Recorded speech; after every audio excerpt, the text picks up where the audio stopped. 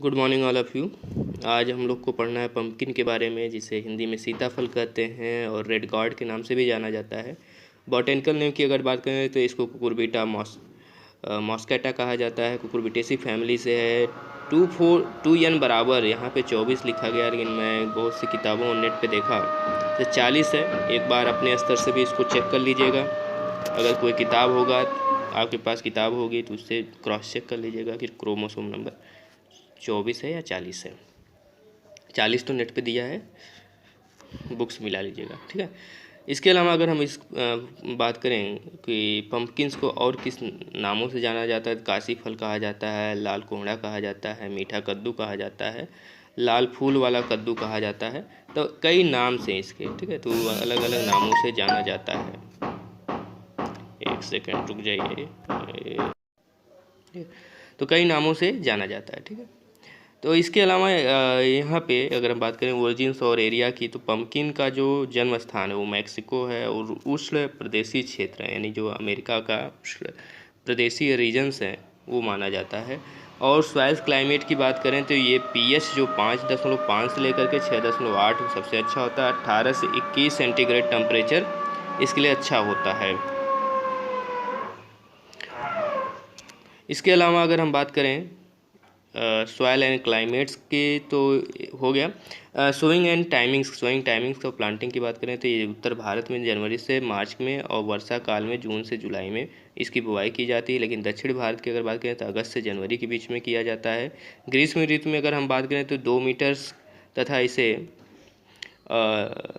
दूरी पर लाइन व पौधे से 75 सेमी की दूरी तथा वर्षा काल में 1.5 मीटर की लाइन और पौधे की दूरी होती है। तो ये आपका देख लीजिएगा, नोट कर लीजिएगा। सीड रेट की अगर हम बात करते हैं तो 5 से 6 केजी सीड रेट की आवश्यकता होती है। तो इम्प्रूव वैरायटी की अगर हम बात करें तो अर्का सूर्यमुखी है, अर्का चंदन है, अर्का विकास है और अम्बली सोनल है, बादामी है, सोनल बादामी है, पूसा संकरवन है, या जो कि हाइब्रिड वैरायटी है।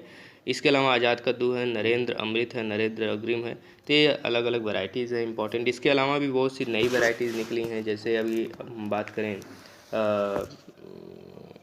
इसके अलावा एक तो जो पुरानी वैरायटी है वो CO2 है, जो 1978 में निकली थी, ठीक है। इसके अलावा नई वैरायटी की अगर हम बात करें तो पंजाब एग्रीकल्चर यूनिवर्सिटी से निकली है PAU मगज, स्पेलिंग लिख लीजिएगा, जेड है लास्ट में, मगज कद्दू 1, ठीक है, कद्दू 1। इसके अलावा और नई वैरायटी की अगर हम बात करें तो PPH, यानी और नई वैरायटी में क्या है, PPH 1 है 1 है, जो 2016 की निकली हुई थी। जो अगर इसकी बात करें तो लाइट ग्रीन होता है और गोल्डन येलो कलर का होता है, और तो अच्छी उत्पादन इसका अच्छा है, 222 कुंटल है, यानी 222 कुंटल प्रति हेक्टेयर इसका उत्पादन है। इसके अलावा PPH2 है। PPH2 के अलावा पंजाब सम्राट एक अच्छी वैरायटी है, जो पंजाब से ही निकली है, पंजाब सम्राट, ठीक है। पंजाब सम्राट जो है 2008 में निकला था। तो मीडियम लॉन्ग टाइप का फ्रूट्स होता है इसका, डार्क ग्रीन होता है। तो मैन्योर की अगर हम बात करें तो मैन्योर में डॉक्टर चौधरी हैं, उनके अनुसार यहाँ पे दिया गया है कि 500 से 600 कुंटल FYM की ज़रूरत होती है, 50 किलो नाइट्रोजन और 60 किलो पोटास की आवश्यकता पड़ती है। इरिगेशन की अगर बात करें तो गर्मी के मौसम अगर है तो गर्मी के मौसम में आप करेंगे क्या कि 5 से 6 दिन के अंतराल पे सिंचाई करेंगे। तो 5 से 6 दिन के अंतराल पर आपको सिंचाई की आवश्यकता पड़ती है, और बरसात का अगर मौसम है तो इस सिंचाई की आवश्यकता नहीं होती है, ठीक है। स्टोरेज की अगर बात करें तो 4 से 5 माह में भंडारित किया जाता है,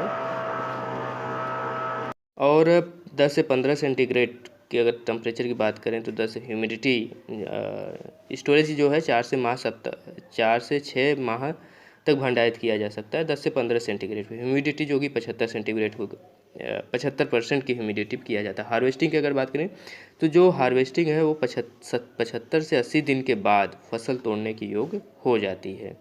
तो ईल्ड जो होता है 200 से 250 से लेकर 400 कुंटल प्रति हेक्टेयर होता है। इंसेक्टिसाइड यहाँ पर लिखा गया है लौकी की तरह। लौकी की तरह का मतलब है क्या क्या लग सकता है, तो एफिड्स लग सकता है, लौकिक तरंग मतलब क्या है, इंसेक्ट कौन सा लग सकता है, एफिड्स लग सकता है और थ्रिप्स लग सकता है। एफिड्स थ्रिप का मतलब क्या है कि जो पत्ती, पौधे की पत्ती होगी उस पत्ती पे एक ब्लैकिश टाइप का इंसेक्ट पाया जाएगा, यानी कि वो करेगा क्या कि पत्ती को, इसके वजह से लीफ क्या हो जाती है, ड्रॉप हो जाती है। जब पत्ती से अपना भोजन करता है तो लीफ ड्रॉप होने की प्रॉब्लम होता है। तो इसको अगर रोकना है तो डाईमेथेन का यूज कर सकते हैं 5 ग्राम पर 15 लीटर पानी में।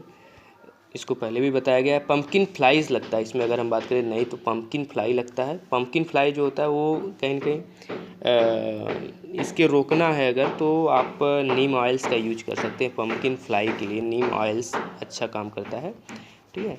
और इसके अगर डिजीज़ की बात करें, पैथोजन से कौन कौन सी बीमारियां होती हैं, तो पाउडरी मिल्ड्यू होता है, डाउनी मिल्ड्यू होता है, एंथ्रोनोज होता है। इसके अलावा आपका विल्ट होता है। तो पाउडरी मिल्ड्यू में क्या होता है, लीफ की सतह पर सफ़ेद कलर का स्पॉट बनने लगता है, तो जिसे पाउडरी मिल्ड्यू कहा जाता है।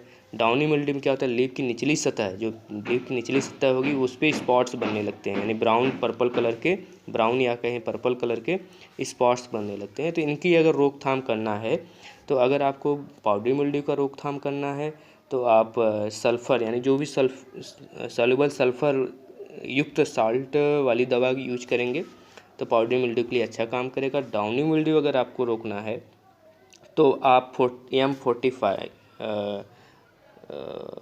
M45 या फिर डाइमेथेन Z78 यूज कर सकते हैं, जिसको पहले भी क्रॉप में बताया गया है। और एंथ्रोनोज में क्या होता है कि जैसे जो आप देखे होंगे अक्सर खेतों में कि जो कद्दू का फल होगा उस फल के ऊपर मान लीजिए जैसे लगेगा कोई इंसेक्ट खुदरा है, मतलब खाया है, छिलके को खा गया, ऊपर से खुदर दिया है, तो एंथ्रोनोज का सिम्टम होता है। और विल्ट में क्या होता है कि पौधे की पत्ती क्या होती है, मुरझाने लगती हैं, जैसे लगता है कि पानी की कमी हो गई है, तो ये विल्ट की बीमारी होती है। तो ये इंसेक्ट और पेस्ट के द्वारा जो बीमारियां थी उनकी बात हो गई। तो थोड़ा डिस्टर्बेंस था, यानी घर पे कार्य चल रहा है कंस्ट्रक्शन का, तो डिस्टर्बेंस था। वीडियो में कहीं कहीं आवाज़ें आई हैं होंगी, तो आपको फिर भी कहीं भी डाउट होगा तो आप पूछ लीजिएगा, संपर्क कर लीजिएगा, आप मुझसे पूछिएगा, हेड सर से पूछ लीजिएगा, तो जो भी आपके डाउट्स होंगे क्लियर हो जाएंगे। थैंक यू, धन्यवाद।